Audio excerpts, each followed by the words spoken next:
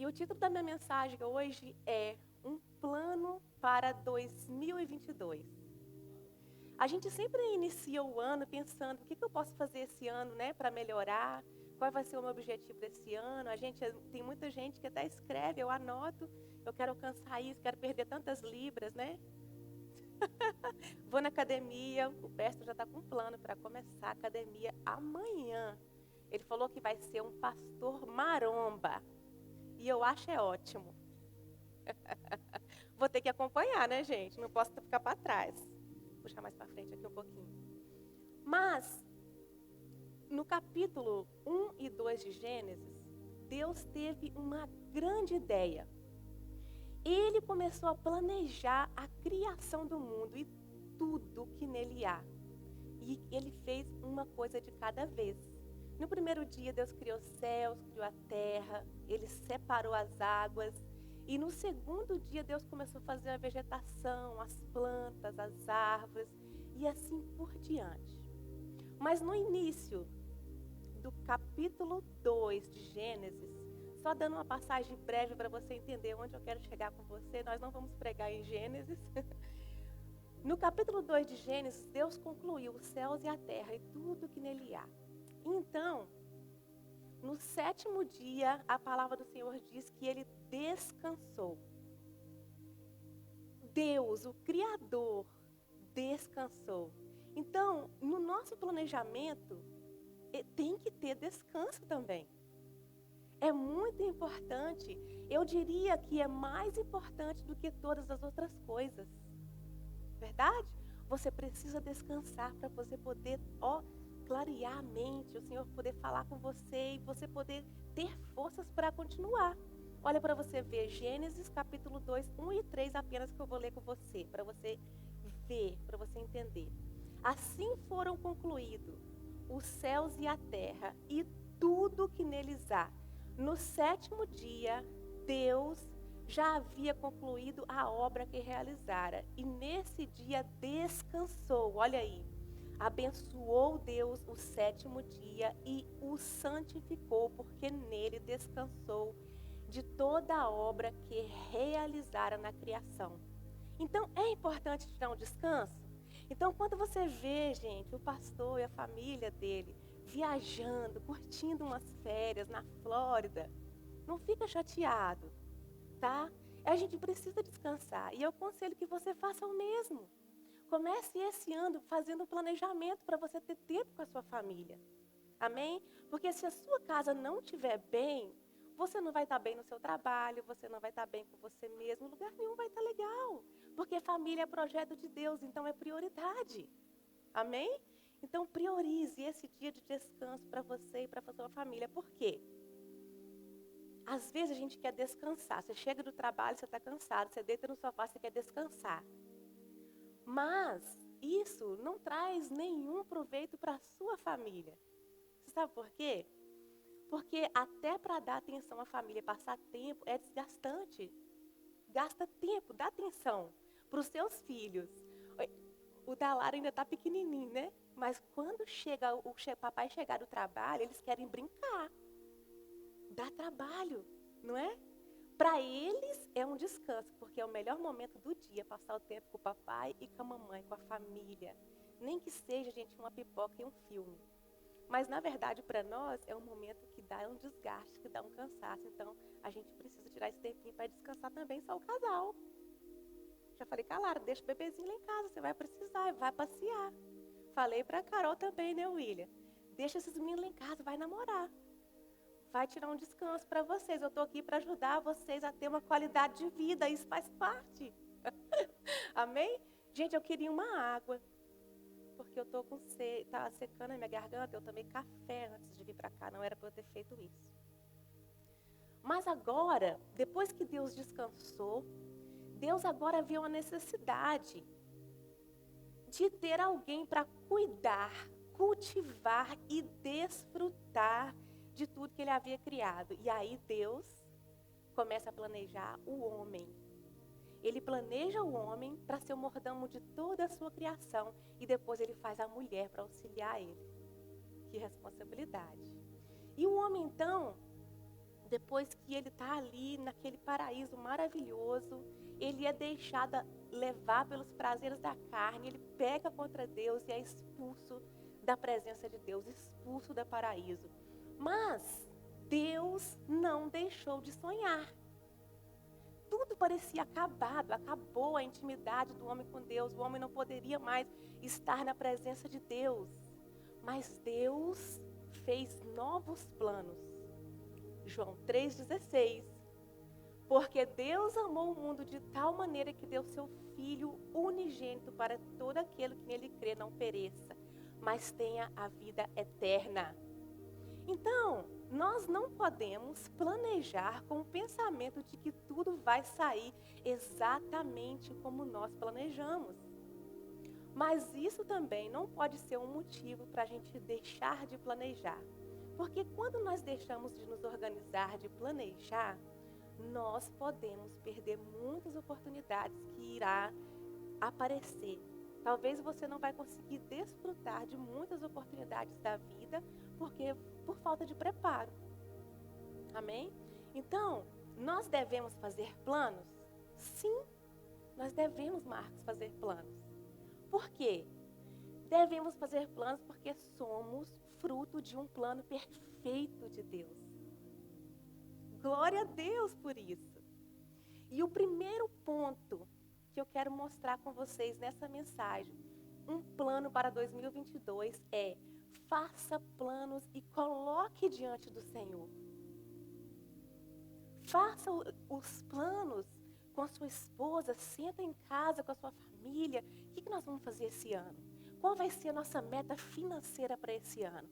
Qual mês que nós vamos tirar uma semana para a gente sair, viajar e desfrutar do nosso trabalho árduo? Tem que ter, você trabalha o ano todo. Mas se você não planejar, você talvez não vá conseguir. Então faça planos e coloque diante do Senhor. Pode ser que não vai sair da forma que você imaginou? Pode.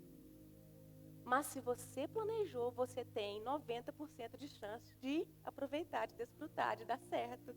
Amém? Glória a Deus por isso. Então nós fazemos planos porque nós somos filhos gerados do Criador. Amém? Nós somos criativos, Pastor Larry. Deus nos deu a criatividade. Deus nos deu a capacidade de criar momentos em que nós conseguimos desfrutar de tudo aquilo que nós trabalhamos arduamente para alcançar. Porque de nada adianta trabalhar. Esse é muito nosso foco aqui, né? Nós viemos para trabalhar, nós viemos porque nós queremos construir alguma coisa. Nós precisamos preparar o terreno para os nossos filhos que vão vir, precisam faculdade, tudo isso é fruto do nosso trabalho, tudo vai gastar tempo.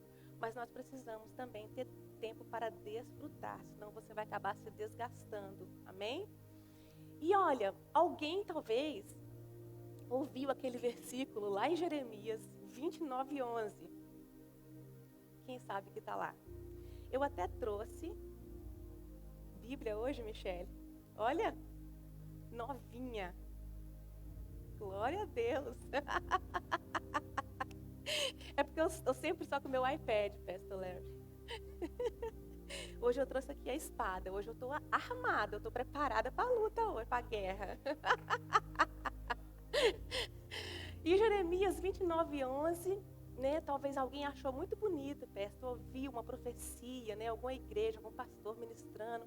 E aquele momento achou lindo e ele colocou no coração dele que ele não precisa mais planejar. Porque o que fala Jeremias 29:11? Porque sou eu que conheço os planos que tenho para você. Então, para que eu vou planejar? Se Deus conhece os planos. Diz o Senhor, planos de fazê-los prosperar e não causar danos. Planos de dar a vocês esperança e um futuro. Mas, o que esse alguém, não é vocês, tá, gente? É alguém lá na outra igreja de Filadélfia. Não é vocês, não. Esse alguém esqueceu de ler, vou pegar aqui, lá no início, os primeiros versículos, que diz assim: este é o conteúdo da carta, olha o contexto, que o profeta Jeremias enviou de Jerusalém aos líderes que ainda restavam entre os exilados, aos sacerdotes, aos profetas e a todo o povo que Nabucodonosor deportara de Jerusalém para a Babilônia. Então, quer dizer que, na verdade, Deus estava falando para esse povo. Deus estava dando uma palavra de encorajamento para esse povo. Porque esse povo estava exilado, pensando que Deus esqueceu deles. E aqui, Deus, aqui no capítulo 11, ele está falando com eles assim: olha, eu sei o plano que eu tenho para vocês. Confia em mim. Confia em mim. Oh, e se você... Vou fazer até aqui propaganda, nós temos Bíblias ali atrás. Se você ainda não tem a Bíblia de estudo, isso aqui é um investimento para 2022, tá? O presbítero William já pegou logo 2. Isso. Sabe por quê? Essa Bíblia tem instruções para você aqui abaixo. Ó, aqui no capítulo 29 de Jeremias, versículo 11, você vai preparar o seu estudo para dar para o seu GPS, para o seu grupo pequeno. Aqui atrás vai te ajudar a entender o que está passando nessa passagem. Olha o que diz aqui no rodapé, sobre o versículo 11. A despeito das aparências, em contrário, o Senhor não se esqueceu do seu povo. O encorajamento que ele está dando, olha, a despeito das aparências, por mais que as aparências não estão lá, as circunstâncias das melhores, por mais que a aparência não fala, não mostra, ô Priscila, o Senhor não esqueceu, o Senhor está lá, Ele está trabalhando. É nós que às vezes não compreendemos a forma de Deus trabalhar. Então isso aqui é investimento para você, ok? Nós investimos em muitas coisas. Talvez, se você fizer um planejamento de pagar, colocar, nós estamos cobrando a Bíblia, tá, gente? Eu tenho ali a notinha, nós pagamos aqui R$ 89,99 por essa Bíblia. Então, nós cobramos apenas isso também. Você pode fazer o planejamento de pegar uma Bíblia de estudo e colocar no envelope, quando o diácono Rodrigo passar, $10, $20 toda semana. É o cafezinho anual, às vezes, que a gente toma. E não vai ser para a vida toda. Com 2 meses você paga e você está, igual eu, ó, armado. Amém? Olha, e ao contrário, Deus tem o melhor para nós. Deus tem sim o melhor para nós. Mas o segundo ponto que eu quero dar para você, para te ajudar a planejar o ano de 2022 é: assuma as responsabilidades. Nós não podemos, de forma alguma, colocar sobre Deus as responsabilidades dos nossos resultados. A palavra de Deus já está declarada. Isso aqui é a profecia. Isso aqui é a nossa direção. Então agora nós precisamos assumir as nossas responsabilidades. Existem coisas que nós só iremos viver se planejarmos. Porque senão você vai viver de acaso. Voltando ao contexto da viagem em família, porque é a minha prioridade esse ano, né, no planejamento. Você vai viver de acaso. Você vai esperar, talvez, a Michelle talvez alugue uma casa na Flórida e talvez te convide, se vamos, né, vamos lá dividir. Aí, por acaso, você vai, não é porque você planejou. A gente não pode viver de acaso, porque Deus tem o melhor para a nossa vida. Se você planejar, você vai viver grandes momentos no desfrutar. Isso é o desfrute. Mas até para desfrutar, você tem que se organizar. Uma viagem, um carro, uma casa. Você não consegue nada disso daqui para ali. Você precisa planejar. Porque se você faz sem planejar, você pode ainda ter grandes problemas. As consequências. E aí você não vai poder pegar o resultado de tudo isso e jogar no Senhor.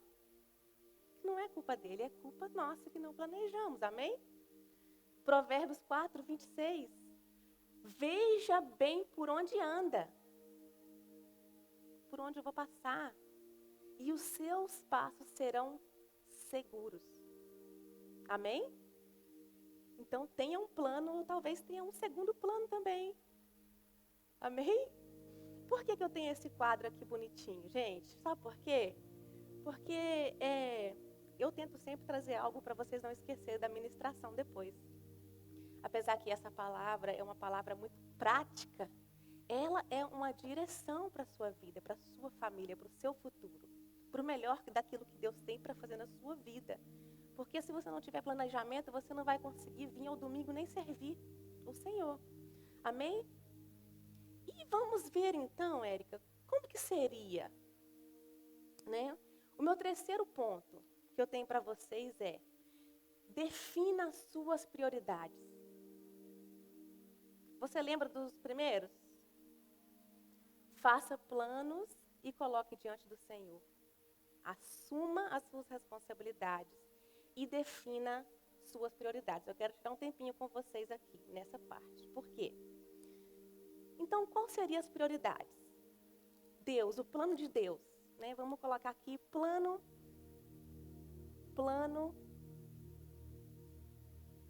de Deus. Ok? Olha o plano de Deus para nós. Que a gente esteja com Ele no centro. Ele é o centro. Ele é o alicerce de tudo que nós fazemos. Próximo plano de Deus para nós. Família.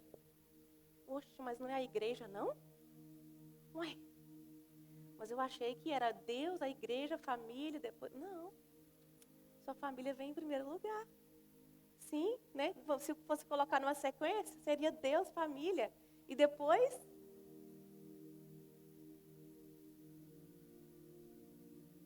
igreja. Entendeu? Mas e o serviço? Por que eu não coloquei o serviço aqui? Você sabe por quê? Olha aqui onde entra o serviço.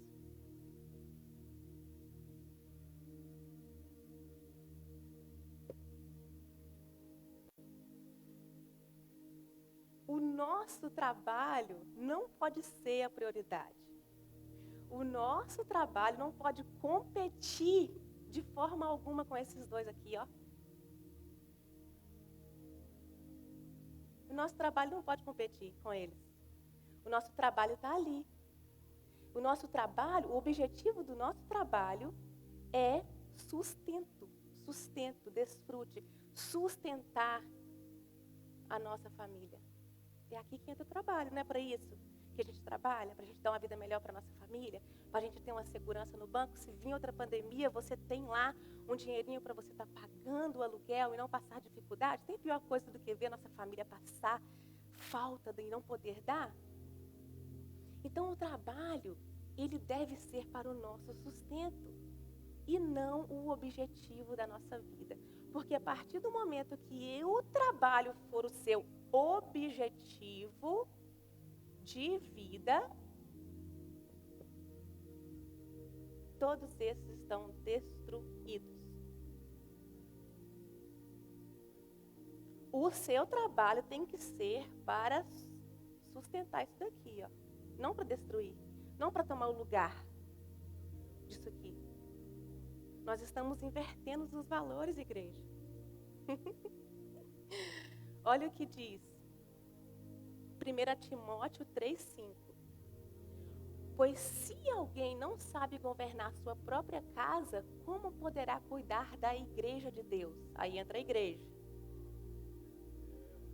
Intimidade com Deus, família, igreja.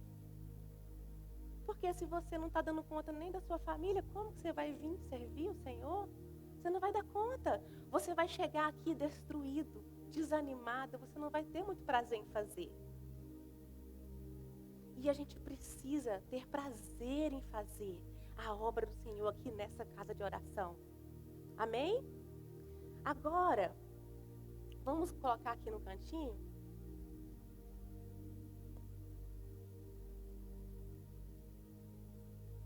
O plano do homem.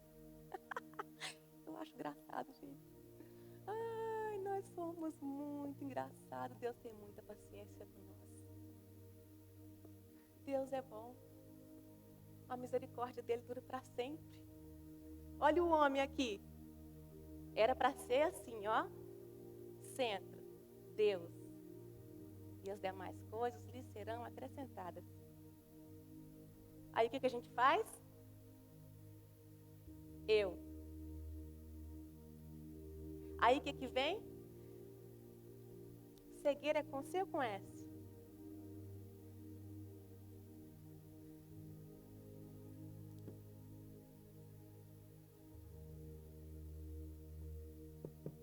A cegueira espiritual. É a primeira que vem, quando você foca só em você.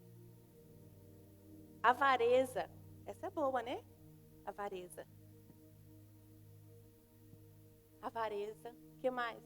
Egoísmo. Imoralidade. Imoralidade. Uma das coisas que Deus mais preza é o caráter, o nosso caráter.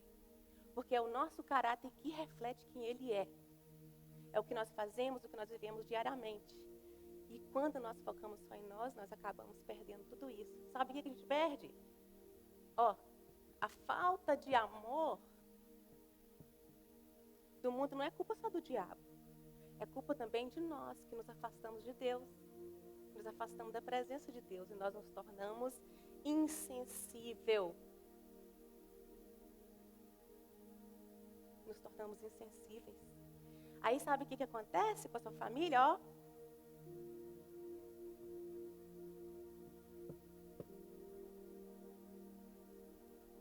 Acho que tem um acento aqui, né? Divórcio. Aí com o divórcio, você está vendo que uma coisa puxa a outra? O plano de Deus é simples. É que nós vivemos o melhor. E a gente acha difícil, às vezes, parar para tirar um tempo com Deus para viver todas essas coisas abundantemente. E aí o que vem aqui? O motivo, né? O mundo hoje, né? A depressão, os filhos, falta de identidade. Filhos sem identidade.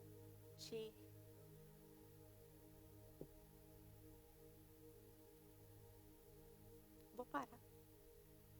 Porque isso aqui tem uma lista gigante do qual a cegueira espiritual nos impede de ver.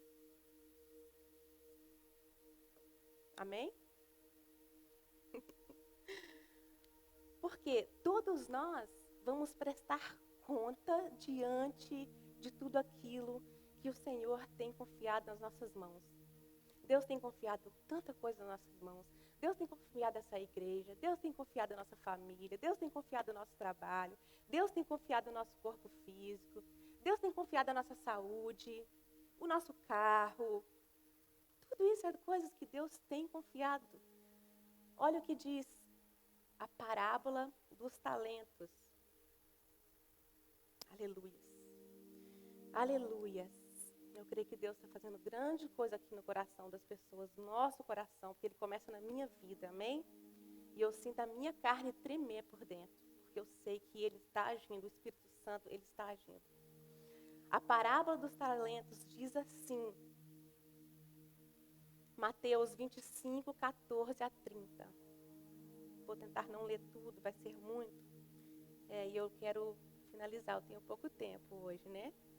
E também será, aqui, algumas parábolas falando como que vai ser o reino de Deus. Se você for ler em Mateus, você vai ver que lá tem algumas parábolas que Jesus deixa, ele falava muito por parábolas, de como vai ser o reino de Deus, de como vai ser a vinda do nosso Criador. Olha, e também será como um homem que ao sair de viagem chamou seus servos e confiou-lhe os seus bens. A um deu 5 talentos, a outro 2. Aqui o talento na época era as moedas. E a outro 2, e a outros 2, a um deu 5 talentos, a outro 2, a outro 1. A cada um de acordo com a sua capacidade. Em seguida partiu de viagem. O que havia recebido 5 talentos, saiu imediatamente, aplicou-os e ganhou mais 5. Também o que tinha 2 talentos ganhou mais 2. Mas o que tinha 1 talento saiu, cavou um buraco no chão e escondeu o dinheiro do seu senhor. Depois de muito tempo, o senhor daqueles servos voltou e acertou contas com eles. O que tinha recebido 5 talentos, né? O Senhor disse para ele: o Senhor me confiou 5 talentos. Veja, eu ganhei mais 5. O Senhor respondeu: muito bem, servo bom e fiel. Você foi fiel no pouco, e eu porei você sobre o muito. Venha, participe da alegria do Senhor. Veio também o que tinha recebido 2 talentos e disse: o Senhor me confiou 2 talentos. Veja, eu ganhei mais 2. O Senhor respondeu: muito bem, servo bom e fiel. Você foi fiel no pouco e o porei sobre o muito. Venha e participe da alegria do Senhor. Por fim, veio o que tinha recebido 1 talento e disse: eu sabia que o Senhor é um homem severo, que colhe onde não plantou e junta onde não semeou. Por isso eu tive medo. A palavrinha aqui, ó. A gente tem que ter muito cuidado com esse tal desse medo. Ele paralisa as nossas bênçãos. Por isso tive medo, saí e escondi o meu talento no chão. Veja, aqui está o que pertence ao Senhor. O Senhor respondeu: servo mau e negligente, você sabia que eu colho onde não plantei e junto onde não semeei. Então você deveria ter confiado o meu dinheiro aos banqueiros, para que quando eu voltasse, o recebesse de volta com juros. Tirem o talento dele e entreguem-no ao que tem 10, pois a quem tem mais será dado, e terá uma grande quantidade, mas a quem não tem, até o que tem lhe será tirado. E lancem fora, servo inútil, nas trevas, onde haverá choro e rancor de dentes. Eu sei que é um pouquinho longo, mas eu precisava ler isso aqui para vocês. Amém?